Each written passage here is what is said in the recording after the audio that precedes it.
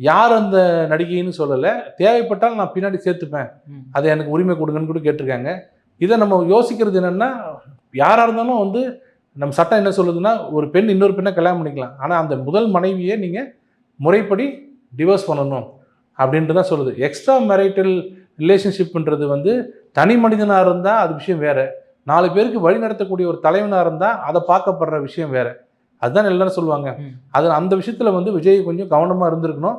விஜயை நம்பி போகிற அத்தனை தொண்டர்களுமே அதை கொஞ்சம் அந்த அந்த இதை கொஞ்சம் உத்து பார்க்கணுன்றது என்னோட இது. இதை வச்சும் டிசைட் பண்ணணும் ஒரு தலைவரை. அப்படி ஏற்கனவே அவங்க அப்பா அம்மா மேலே இருக்கிற பிரச்சனைன்னு ஒரு வந்துச்சு. அப்பா அம்மா கவனிக்க மாட்டாங்க, அதுவும் சொன்னாங்க. அது ஒரு முக்கியமான குவாலிட்டி அதில் எலெக்ஷனில்.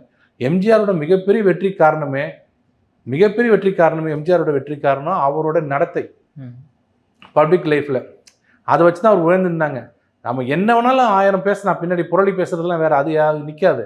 பட் அஃபிஷியலாக நோட்டில் பிஃபோர் கோர்ட்டு, வெளியில் இல்லை, பிஃபோர் கோர்ட்டில் போடுற அஃபிடவிட்டில் பெட்டிஷனில் போடுறதுன்றது வந்து அது பிரமாணம் மாதிரி, வாக்குமூலம் மாதிரி.